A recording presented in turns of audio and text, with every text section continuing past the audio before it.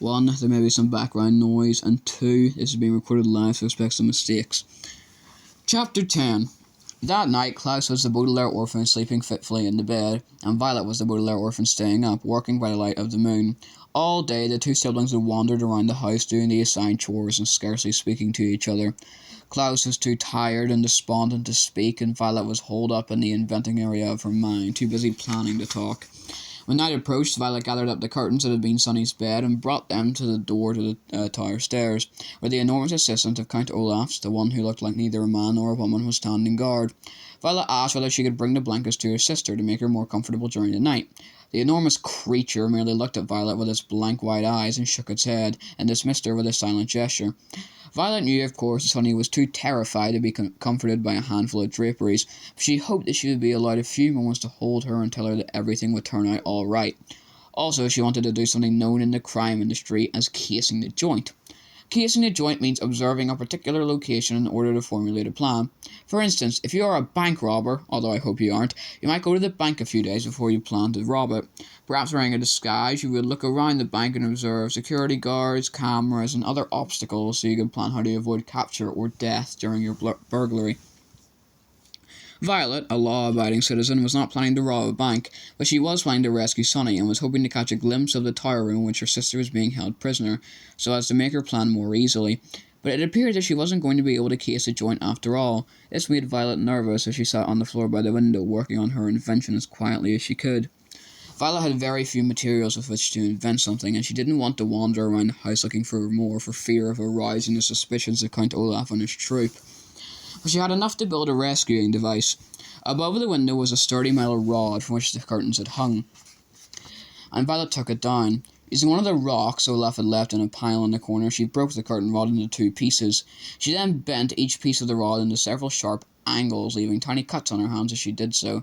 Then Violet took down the painting of the eye. On the back of this painting, as on the back of many paintings, is a small piece of wire to hang on the hook. She removed the wire and used it to connect the 2 pieces together. Violet had now made what looked like a large metal spider. She then went over to the cardboard box and took out the ugliest of the clothes that Mrs. Poe had purchased, the outfits the Baudelaire orphans would never wear no matter how desperate they were. Working quickly and quietly, she began to tear these into long, narrow strips and to tie these strips together. Among Violet's many useful skills was a vast knowledge of different types of knots. The particular knot she was using was called the Devil's Tongue. A group of female Finnish pirates invented it back in the 15th century and named it the Devil's Tongue because it twisted this way and that in a most complicated and eerie way. The Devil's Tongue was a very useful knot, and when Violet tied the cloth strips together end to end, it formed a sort of rope. As she walked, she remembered something her parents had said to her when Klaus was born, and again when they brought Sonny home from the hospital. "You are the eldest Baudelaire child," they had said kindly but firmly, "and as the eldest, it will always be your responsibility to look after your younger siblings. Promise us that you will always watch out for them and make sure they don't get into trouble." Violet remembered her promise and thought of Klaus, whose bruised face still looked sore, and Sonny dangling from the top of the tower like a flag, and began working faster.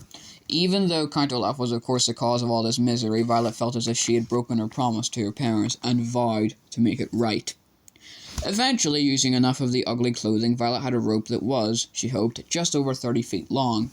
She tied one end of it to the metal spider and looked at her handiwork. What she had made was called a grappling hook, which is something used for climbing up the sides of buildings, usually for a nefarious purpose.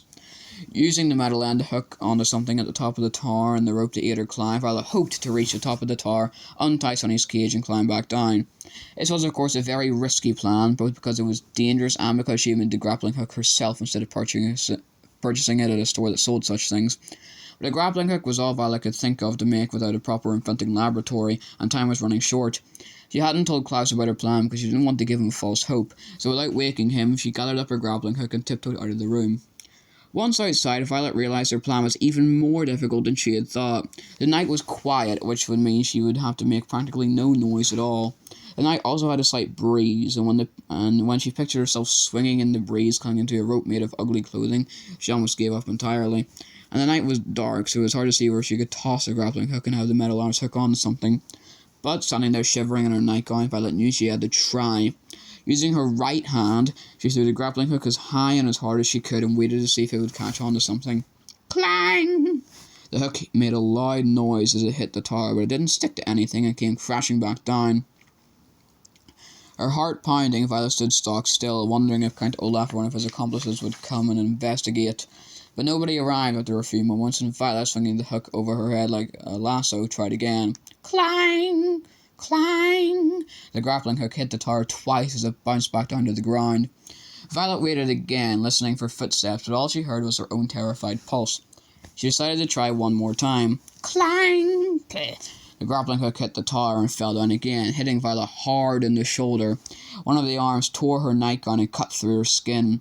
Biting down on her hand to keep from crying out in pain, Violet felt the place in her shoulder where she had been struck, and it was wet with blood. Her arm throbbed in pain. At this point of the proceedings, if I were Violet, I would have given up. But just as she was about to turn around to go inside the house, she pictured how scared Sunny must be, and ignoring the pain on her shoulder, Violet used her right hand to throw the hook again. Clang! The usual clang sound stopped halfway through, and Violet saw in the dim light of the moon that the hook wasn't falling. Nervously, she gave the rope a good yank and it stayed put.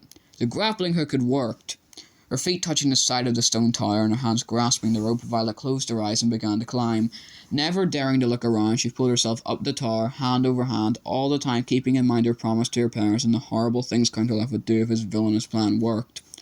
The evening wind blew harder and harder as she climbed higher and higher, and several times Violet had to stop climbing as the rope moved in the wind. She was certain that at any moment the cloth would tear, or the hook would slip, and Violet would be sent tumbling to her death.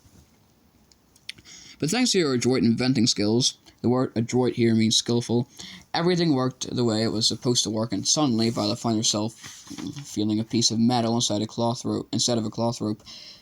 She opened her eyes and saw her sister Sunny, who was looking at her frantically and trying to say something past a strip of tape. Violet had arrived at the top of the tower, right at the window where Sunny was tied. The eldest Baudelaire orphan was about to grab her sister's cage and begin her descent when she saw something that made her stop.